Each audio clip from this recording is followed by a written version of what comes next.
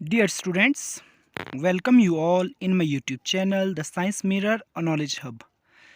Today we are going to discuss our chapter 2, Microorganisms, Friend and Foe. Science 8th. What is microorganisms? सूक्ष्म जीव किसे कहते हैं? These are the small living organisms that they can't seen with our naked eye.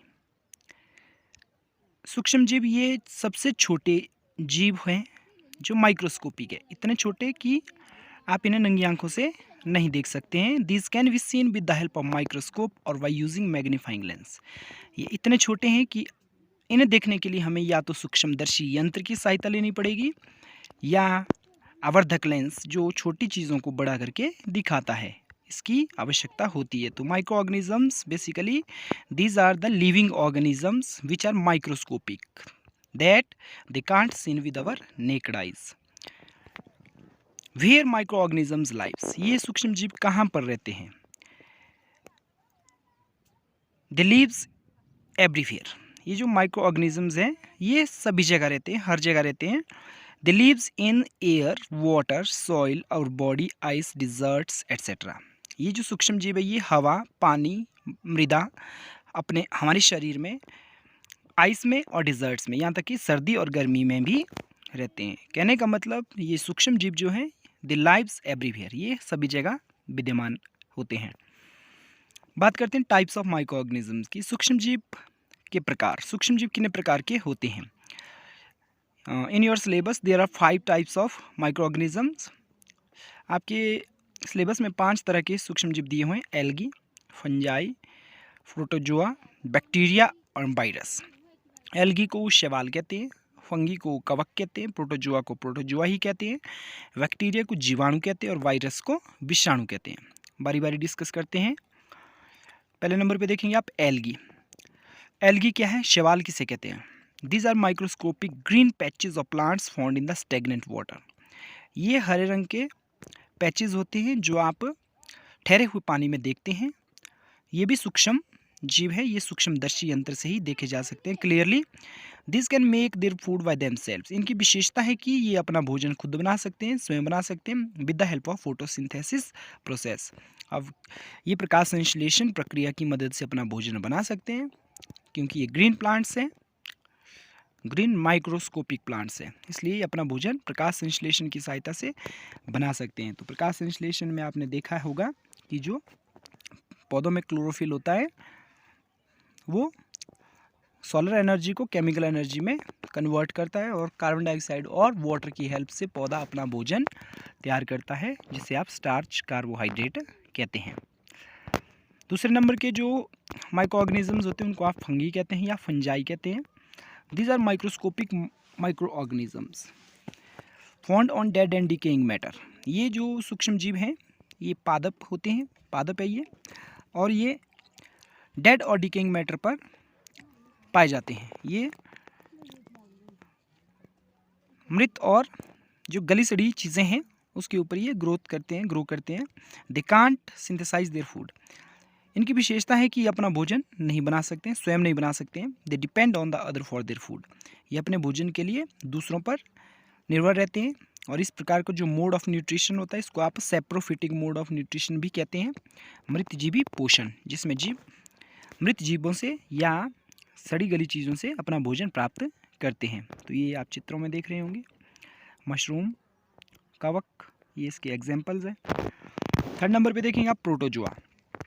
Protozoa जो होते हैं these are microscopic animals found mainly in water bodies. शुरू में आपने एल्गी और फंजाई देखी होंगी, वो जो है वो प्लांट्स होते हैं माइक्रोस्कोपिक, और ये प्रोटोजोआ जो है ये माइक्रोस्कोपिक एनिमल्स हैं found mainly in water bodies. ये जल में पाए जाते हैं.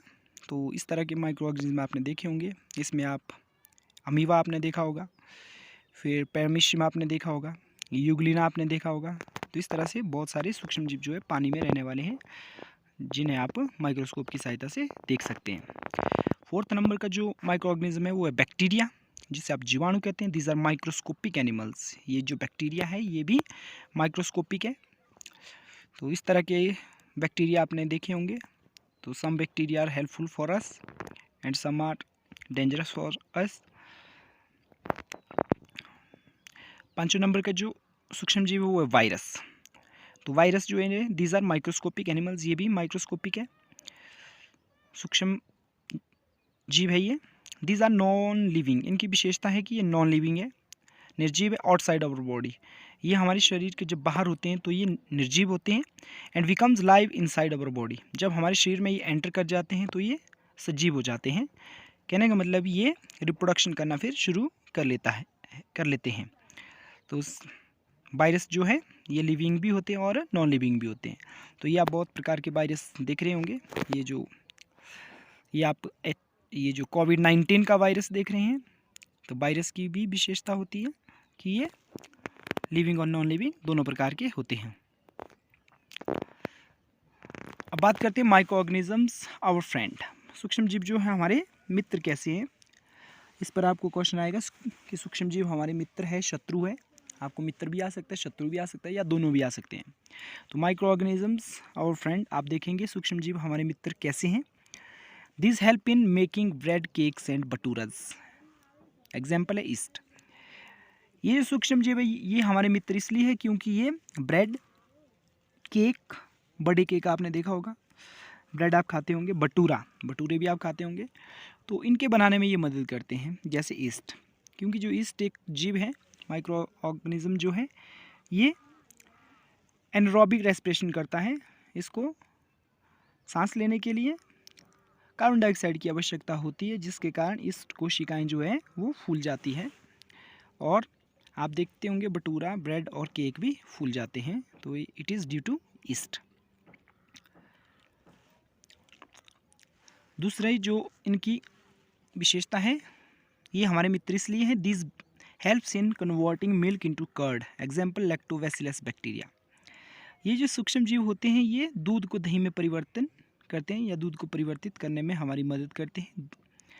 तो जैसे लैक्टोबैसिलस एक बैक्टीरिया है, ये दूध को दही में बदलता है, तो इसलिए ये हमारे मित्र हैं। 3rd नंबर पे आप देखेंगे this helps in making alcohol. Example east है। तो ईस्ट जो है ये फंगस फैमिली का है, फंजाई फैमिली का है। तो आप देखेंगे this helps in making alcohol, ये एल्कोहल बनाने में भी मदद करते हैं। तो आप बाद में देखेंगे एक प्रोसेस की जो conversion of sugar into alcohol is called fermentation. तो फर्मेंटेशन की जो खोज की है वो लुइस पास्चर ने 1857 में की है। तो आपको फर्मेंटेशन भी आ सकता है कि व्हाट इज़ फर्मेंटेशन। तो फर्मेंटेशन होता है conversion of sugar into alcohol, sugar को एल्कोहल में बदलने की प्रक्रिया जिसके द्वारा एल्कोहल तैयार की जाती है। 4th नंबर पे आप देखेंगे this helps in making medicines. तो ये मेडिसिन्स बनाने में भी मदद करते हैं। तो बहुत सारी मेडिसिन्स सूक्ष्म जीवों की सहायता से बनाई जाती है, जैसे एंटीबायोटिक्स। तो what are antibiotics? These are the medicines which stops और kill the growth of micro organisms in our body. ये हमारे शरीर में या तो सूक्ष्म जीवों की वृद्धि को रोकती हैं या उन्हें ख़त्म करते हैं। एग्जाम्पल है आपके पेनिसिलिन है, स्ट्रेप्टोमाइसिन है, टेट्रासाइक्लिन है, एजिथ्रोमाइसिन, एरिथ्रोमाइसिन, ये बहुत सारे जो एग्जाम्पल है आपके ये मेडिसिन्स के एंटीबायोटिक्स के हैं। 5th नंबर में आप देखेंगे ये हमारे मित्र है these helps in making vaccine. ये वैक्सीन बनाने में भी मदद करते हैं। अब जो वैक्सीन होती है, वैक्सीनेशन प्रोसेस जो होता है, हमें वैक्सीन भी दी जाती है जब हम बीमार होते हैं, टीकाकरण। तो आप देखेंगे एडवर्ड जेनर ने टीके की सबसे पहले खोज की है। तो कोविड-19 वैक्सीन जो है ये भी माइक्रो ऑर्गेनिज्म से ही बनाया गया है। 6th पॉइंट देखेंगे this helps in increasing soil fertility. ये मिट्टी की उपजाऊ क्षमता को बढ़ाने में भी मदद करते हैं, बिकॉज ये जो बैक्टीरिया होते हैं ये मिट्टी को पोरस बनाते हैं, ह्यूमिडिटी मेंटेन रखते हैं, तो इसलिए ये सॉइल फर्टिलिटी में भी मदद करते हैं। 7 देखेंगे आप this helps in cleaning environment. ये पर्यावरण को मदद करते हैं। जैसे आप देखते होंगे सूक्ष्म जीव जो है वो बायोडिग्रेडेबल, जितने भी आपके जैव निम्नीकरण सब्सटेंस है उन्हें डिकम्पोज कर सकते हैं, डिकम्पोज करके वो ख़त्म कर सकते हैं, तो इसलिए ये पर्यावरण को भी शुद्ध रखते हैं। अब देखेंगे आप माइक्रो ऑर्गेनिज्म हमारे फो कैसे हैं, एनिमी कैसे हैं। तो पहला पॉइंट देखेंगे आप, this spreads diseases from unhealthy to healthy person. तो ये बैक्टर की भूमिका निभाते हैं। तो ये एक अस्वस्थ व्यक्ति से स्वस्थ व्यक्ति में रोगों को ले जाते हैं, जैसे हाउस फ्लाई आप देखते होंगे कॉमनली। दूसरा आप देखेंगे, these spreads disease in animals. Animals में बहुत सारे डिजीज़ इनके कारण होते हैं। एंथ्रेसिस आप एक डिजीज़ देखेंगे जो एनिमल्स के पैर में डिजीज़ होता है, तो एंथ्रेसिस उसे कहते हैं, वो भी सूक्ष्म जीवों के कारण होता है। This spread disease in plants. तो ये जो सूक्ष्म जीव है इनके कारण पौधों में भी बहुत सारे डिजीज़ हो जाते हैं। तो ये आप देख रहे होंगे बहुत सारे प्लांट्स हैं और इनमें अलग अलग प्रकार के पत्तियों में डिजीज़ हो रहे हैं, या फल में डिजीज़ हो रहे हैं, स्टेम में डिजीज़, रूट्स में डिजीज़ हो रहे हैं। फोर्थ पॉइंट देखेंगे, दीज कॉजेज फूड पॉइजनिंग। ये खाद्य विषाक्तता करते हैं, इससे खाद्य विषाक्तता होती है, मतलब खाना जो है ये ख़राब करते हैं। तो ये आप देखते हैं खाद्य विषाक्तता जो होती है ये या तो ओवर ईटिंग के कारण भी होती है, या कई बार ये जो खाद्य विषाक्तता है भोजन पर सूक्ष्म जीव बैठ जाते हैं, जिसके कारण वो ख़राब हो जाते हैं। जब हम इन्हें खाते हैं तो हमें उल्टियाँ और वॉमिटिंग और डाइसेंट्री दस्त शुरू हो जाते हैं। तो फूड पॉइजनिंग का भी ये कारण बनता है। अब बात करते हैं फूड को प्रिजर्व कैसे किया जाए, फूड को सुरक्षित कैसे रखना है। फूड प्रिजर्वेटिव किसे कहते हैं, तो ये कुछ एक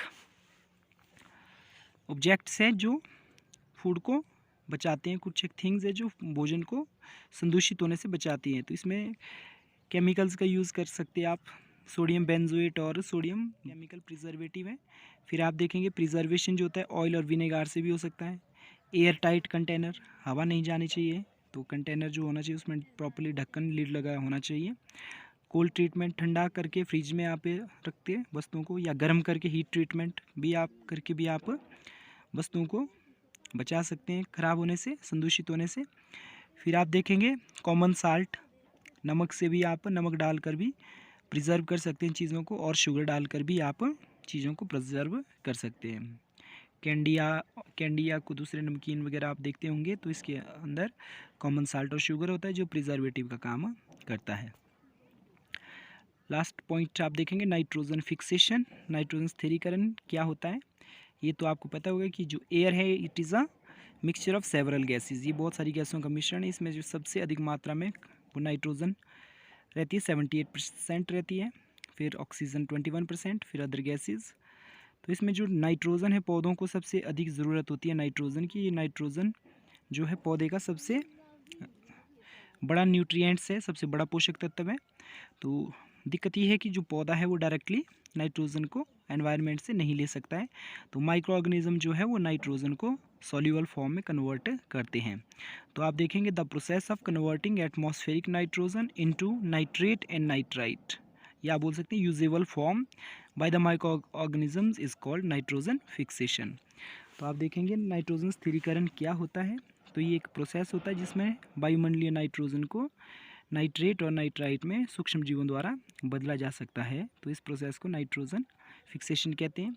तो ये जो फिक्सर होते हैं, ये जो स्थिर करने वाले जीव होते हैं, ये सूक्ष्म जीव होते हैं, जैसे बैक्टीरिया, राइजोबियम है आपका, फिर ब्लू ग्रीन एल्गी है, एजोवेक्टर है। ये जो सूक्ष्म जीव हैं ये फलीदार पौधे जो होते हैं उनके लेगुमीज प्लांट्स जो होते हैं उसके जड़ों में रहते हैं। ये आप देख सकते हैं गांठों में ये रहते हैं जो नाइट्रोजन को पौधों के लिए फिक्स करते हैं। ये जो सूक्ष्म जीव है ये दूसरों पर डिपेंड रहते हैं अपने भोजन के लिए। तो ये जो फलीदार पौधे हैं ये उन्हें भोजन प्रदान करते हैं, बदले में ये पौधों के लिए वायुमंडल से नाइट्रोजन को कन्वर्ट कर यूजेबल फॉर्म में बदलते हैं, कन्वर्जन करते हैं नाइट्रेट और नाइट्राइट में। तो इस तरह से एक दूसरे की हेल्प करते हैं, और इस प्रोसेस को नाम दिया गया है सिम्बायोसिस, सहजीविता, सिम्बायोटिक रिलेशनशिप। जैसे एल्गी और फंगाई का आपने क्लास 7 में पढ़ा होगा, जब वहाँ पे शैवाल जो है वो फंगस के लिए भोजन तैयार करता है, और फंगस जो है वो पौधे के लिए शेल्टर प्रदान करता है, एल्गी के लिए शेल्टर प्रदान करता है। तो उम्मीद करता हूँ आपको आज की वीडियो पसंद आई होगी। ज़रा सी भी आपको यदि ये वीडियो पसंद आई हो तो मेरे इस यूट्यूब चैनल को ज़रूर सब्सक्राइब करें लेटेस्ट नोटिफिकेशन के लिए। Thanks for watching, have a nice